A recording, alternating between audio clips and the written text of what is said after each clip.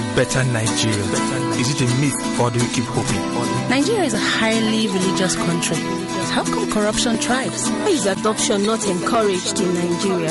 Is there a future for the Nigerian youth? Being rich and famous, is that the only drive to be an artist? What makes a great nation? Is it the leaders? What about the people? This is Answers with Dr. Reju. Hi, this is Answers with Dr. Reju, where critical life issues are clarified. Today, we have the team, the Sage and the team again here today to make clarity to the issues bothering people out there in the street and around our society. Please join me as I invite Matt today. Thanks, Bobby. Good evening. And it's good to have Isaac back. Thanks, Bobby. Good evening. And today we have two guests. We have Rolake here. Good evening, all. And then we have a listener, a young listener that has been with us over the weeks and she's been listening, and we invited her today. Her name is Nirat Nyam. Good evening. Yeah, good to have all of you. Dr. Reju, you talked about the plague that has infected the younger generation, and you talked about the quick fix where everybody wants to be celebrated and everyone abhors the times of obscurity and failure. As a matter of fact, you even gave us a quick definition to failure, and you say it's another opportunity, to try again, to make an attempt again, to succeed. And and you're better off when you have failed. Very well. And Dr. Reju, that left me throughout this week. I saw some things and I heard some things. I heard three refrains in the street and around my neighborhood, one of which is things are bad. You could hear the way I heard the person express it. It was really with intensity. The bad has it. The bad. He has a bit of some vibes. Yeah, and then I was in town driving around and I saw a sticker that said every problem has an expiry date. Wow. Yeah. And then the last one was I heard someone say, let's just pray. Let's trust God that everything will be fine. Dr. Reju, we've been talking about the quest for entrepreneurial intensity. What would be your take on these things that are trending? If you put all those refrains together, the problem was stated and the answer was also there. Which is things are bad, and someone said every problem has an expiry date. So if you know things are bad and that this bad will go, then there's no problem. Then there's no problem. Just focus on how do I stay it out. There's a joke that I saw somewhere. I think maybe it's on WhatsApp. Maybe it's these kind of jokes that fly around on WhatsApp. Okay. And somebody said they said things are bad and people queue at the ATM. What are they withdrawing? Their sins. So Nigerians and in Nigeria, we are not want of cliches. We are always not without sayings. But my challenge is those sayings never help because we do nothing about the sayings. If we listen to ourselves, we will be better than the way we are. So when somebody says things are bad, the person is trying to describe a particular situation. He's trying to paint, like a reality. Right? But again, if you say things are bad, that means you know how things ought to be. If you call it bad, it's a sense that you know what good is. If you call it bad, you are trying to draw a comparison. But most times when we draw the comparison, we are trying to actually find a situation where things are normal. Right? Yeah. Where input determines output. Where output is a direct result of input. But you see, that's not the way things are in life. That's why I said last week that hard work gives you a pedestal. The hard work is not a guarantee that you're going to succeed. But hard work puts you in a better position than somebody who has not even done anything. But in Nigeria, we wish a lot. We wish a lot. If you know things are bad, for example, if you know you have headache, it should also tell you what to do. You should be seeking help. Right? You might be saying that maybe you need rest. But to say things are bad and sit in the mess, that's somebody who is numb. I always draw a distinction between a sheep and a pig. Right? Pig, which we call also swine. When swine fall into mess, the pig wallows in it because that's the pig's habitat. But when a sheep falls into mess, the sheep cries until it is delivered, until it is plucked from the mess. You know the difference between a pig and a sheep by how they operate inside mess. But you see, human beings are not wired for bad situations. So when situations are bad, it's like a symptom. In fact, being bad is a sign of health, that you know that things are bad. It's telling you that, okay, this is not acceptable. This is not the way things should be. So, but many times we just delight in saying it. So we are now saying it to justify, to actually tell ourselves that we are victims. When you say things are bad, my take is you're actually blaming somebody else for being the reason why, why things are bad. And that person who has that sticker on his car or her car that's saying that every problem has an expiry date. Now, the expiry date won't come. You make it come. Wow. You have to force it to come. If you know that this particular problem has an expiry date, you don't wait for the expiry date. You force it to come. Because it's not just something that just rolls. If you don't deal with the problem, you see, things on earth, when they are left unattended to, they rot. If a human being refuses to maintain himself, you don't brush your teeth, you don't have your bath, you don't comb your hair, you age. You will see a 19-year-old guy will look like 80. Because things in this life has to be maintained. You have to affect things for you to make it to the way you ought to be. But many times, our perceptions are wrong. That's why somebody will say things are bad and he walks away and is not doing anything. Well, Dr. Reggie, with all you've said now, how do you now expect us to rightly perceive things?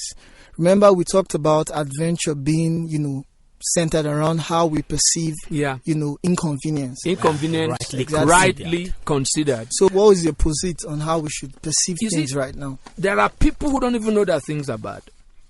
That's somebody who is already a victim. That you know things are bad, it means that you know how things ought to be. And because you already know how things ought to be, you want to begin to march towards that. Now, the next question is now, what do I do to getting things to be good? That will now require an action. It will require a decision. It will require going against an opposition, because bad won't go until you turn it. So that brings us back to the fact that things are bad. How are you going to consider that? If it is rightly considered, it will lead you to an adventure. If it is wrongly considered, you back off. You begin to whine. You begin to complain. And I've never seen complain solve any kind of problem. So things are bad means it is not the way it's supposed to be. So it still brings us back to that thing that in the face of things that are bad, it is a call now for people to be courageous. How do I face this? How do I take the bull, the way they say it, by the horn? Because the bull charges. But there's a way you can, once you can handle the horn of the bull, it is dangerous, but that's actually where you actually get to begin to tame the bull. So it's not a time to complain, because things might be bad in your zone. Things are good somewhere else. What accounts for the difference? That's the question that we need to ask. Because in every bad situation, some people are benefiting. And what I always say is, because we're talking about being entrepreneurial, getting into areas where you've never been before. If this is a time, I believe, for people to be very, very, to think of business. And when you think of business, you want to think of services to render. When things are bad, people need things. People need stuff. And my counsel for business has always been what? See a need in this bad atmosphere. What is it that people need? Right? And when you see what people need, that takes us back to that thing that we've discussed before. How do I position myself to be able to meet that need? That will require some skill acquisition. Read about it. Study it. And then, if I'm going to do this, who do I need around me to be able to do that? Then you get that. At the end of that line, you come up with a product. It might not be a tangible product, it might be a service. People still need things, and they will pay for it in the middle of how bad things are. They will pay for it. Because in every bad situation, there's always opportunities. The neighborhood is under threat. of armed robbers and all those kind of things, sellers of dog might make money. Okay, sir, you said we should have the entrepreneurial spirit. But most of us have gone into this and we meet brick wall after brick wall after brick wall and we get frustrated. What is your advice? What can we do about such? Now, you, again, in your question is the answer, right? You call it what? A brick wall. You call it a brick wall because you believe there's something at the other side of it. Break it down.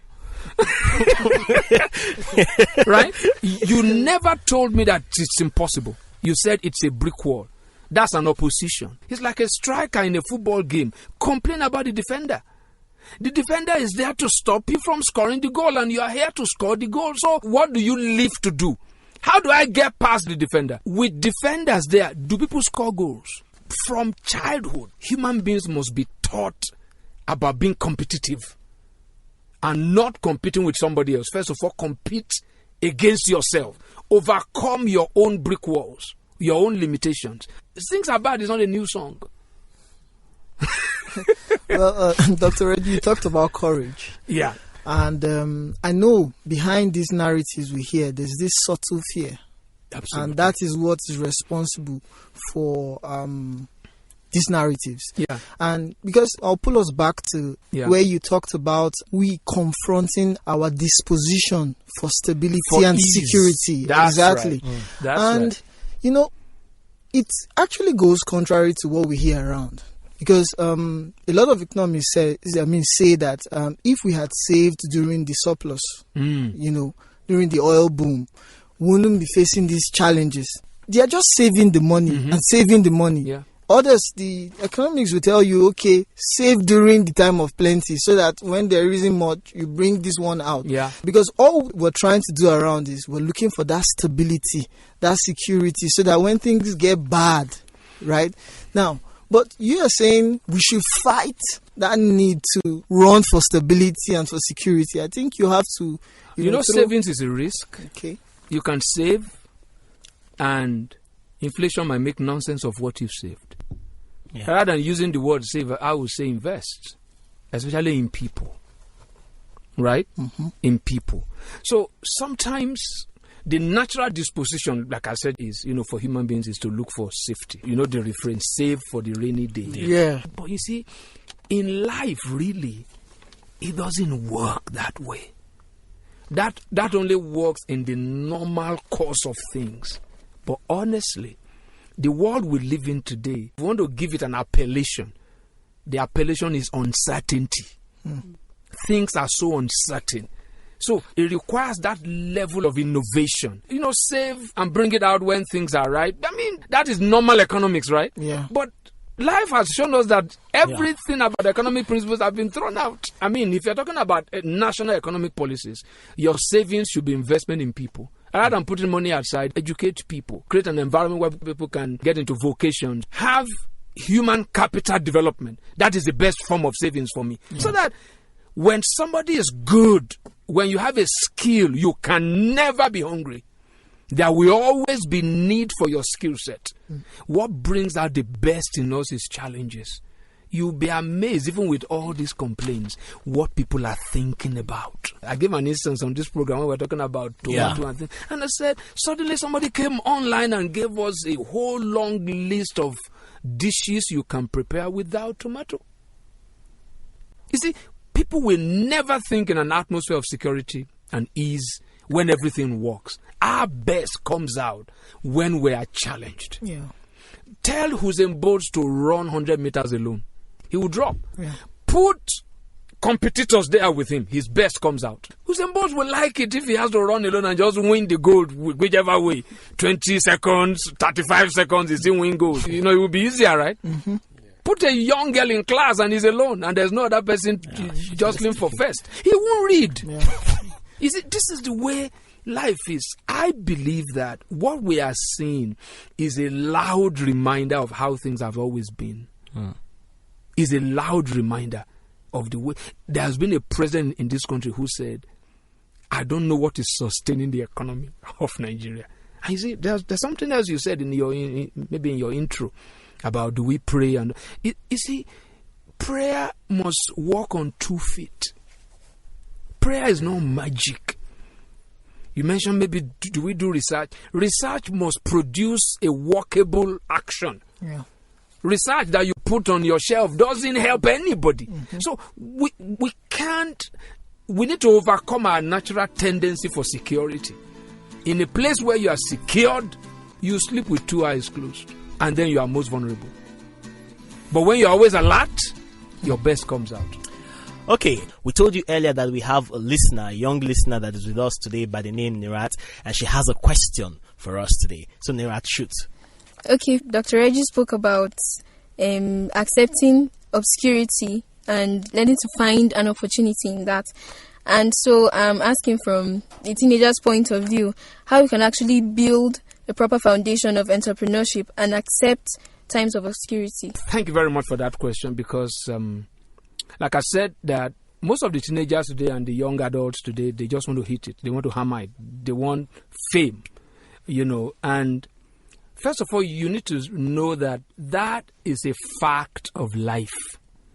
That there are times when you start something right, it will not become a bestseller if it's a book in one day. There are times of obscurity. The time of obscurity is a time when you are just doing something in one little corner, but that you believe in it. The way to actually weather the storm, because time of obscurity is not fun. The way to weather the storm is to believe in what you are doing, that this is right. You don't want to believe in the rightness of what you are doing based on the value other people place on it, but the value that you place on it. If you don't value education, going from primary 1 to SS3 will be burdensome. You must believe in the efficacy, in the potential, in the power, in the opportunities that come with being educated. That's how you can go through that pain of exam, preparing, and all those kind of things. So the time of obscurity is actually where you build strength. You build courage. Okay. You learn the ropes of what life out there or any other person can teach you. It's something that you have to value it. That I won't just be popular in one day. I won't just be known one day. I won't just come up with a product that is like Facebook one day. I will not just be the founder and the managing director of Twitter one day. That life says there will be times when you are not known. Like I said, it's a fact of life. There's a time you were in the womb. Nobody knew you. Right? That's a time of obscurity. If a woman never conceives and a child just appears, everybody will run. Because that child didn't have the time of obscurity. There's always a time when things are hidden, where you are not known. But there's a time of your unveiling also. And the unveiling is not now that you want to have a name, you want to have money. You want to be a blessing. You want to add value to life. You want to be able to improve, humanity's value. That's the thrill. That's the thrill. Understood? Yes, sir. So, in other words, you can say that obscurity is not totally a bad thing, because it's the best thing that can ever happen to anybody. In fact, if you go to the Bible, you discover that Jesus Christ actually did a ministry for 3.5 years. Yes, actually. But he prepared for 30 years. That's a very good example of somebody who founded a company 2,000 years ago, and the company is still thriving. He founded the gospel, what we call Christianity today, 2,000 years ago. People are still, all fired up for it. So look at that, not in terms of church or whatever. Imagine that as a business. That he started a business 2,000 years ago. The stocks are still very high on the stock exchange. Yeah. Thank you very much. Yeah. Dr. Reggie, now you mentioned about what Jesus founded. Let me backtrack a little bit. Okay. Rolly asked the question earlier that how about if an entrepreneur makes an attempt and meets with a brick wall? People that are Christians possibly would flip their hands in the air, throw their hands and say, maybe God is speaking something that I've not heard since. Like and what? It's time for me. That's not the way he wanted me to go. So let me give up, or let me find another route. I don't know how you would put that's a very dicey question. Yeah. Because where church, Christianity, and the way pastors and all these kind of things, the way they've defined God now, it's not been reduced to your own personal definition of God. People serve their own God now, the God that they created. Yeah. So that's a very, very difficult question for me to answer. But as somebody who has read a bit of the Bible, I see a consistency. Because you said specifically Christians say that, I see a consistency that really the way God actually leads people in the Bible is with oppositions, is with brick walls. The sign that God might be there is that there is an opposition. That's why even in life, if you do bad things, you hardly have any kind of opposition. But you try to do something good. I mean, if you look at the story that everybody read in maybe in CRK or BK, if you did Bible knowledge in my own days, when Israel was going to the promised land, the giants there, they were like brick walls. That wasn't a sign for them to go back. It was a sign for them to go through. So life is about brick walls and overcoming them. Yeah. Dr. Reggie, I'll take my question to your response to that question on obscurity. Okay. Yeah. You talked about the youth wanting to hit it now. Yeah. They want to make it happen. Jet age, they call it. Exactly. I know jet. Sharp. Well, during the seminar, you talked about the need for, you called it more like a healthy urgency. The entrepreneur, the pioneer is not supposed to be laid back. He's supposed to see that this route I'm taking, though obscure, I should not just play around it. I should take it like my life. Now, but you see, I've been privileged to attend another seminar, which you talked about another aspect of life. And you talked about the hurry sickness. And as we talk about these things, I know there are people out there that just want to jump immediately and start, okay, I must make my hammer today. The bar must flow today, right? Wow. Now, how the bar. So how can you, because I want you to help explain to us, right, the difference between that healthy tension, right? Yes, that healthy urgency and then that hurry sickness. I like the way you're reminding me of the way it was phrased. It's a healthy urgency. Because you see, obscurity is not a destination, it's a route. It's a phase of life. It's not where you are going, it's where you are passing through. And you see, you can only pass through it if you apply constant effort. You won't be able to apply constant effort if you don't have that sense of urgency. Right? Urgency is not fast. Urgency is not quick. It's being alive to responsibility. That what needs to be done today, I'm not pushing it to tomorrow because of opposition. Okay. Right? What needs to be done today, I must do it today. I don't have 12 hours in a day, I have 24. Who says I should go to bed at 10? The time I go to bed depends on when I woke up. There is a tension. The hurry sickness is you want to just go through that time of obscurity without making sure things are properly done. In the school of life, there is no double promotion. You can't jump from age 6 to 9. The urgency is not skipping steps. Okay. And the being slow, right, is not being behind schedule. Okay. Is being on schedule. So you actually overcome the hurry sickness by embracing that element, that mentality of healthy urgency, which means being alive to responsibilities, making sure every stage of life is well lived. An example, people leave SS3 and they go to 100 level university. They struggle because it's not normal. They skip 2 years of A levels. Yeah. Most people, they struggle in 100 level when they just leave SS3 to 100 level, right? They pick up with time, but it just shows that this is not the way life should be, because you just keep lower 6, which happen to be very common in our days, and upper 6.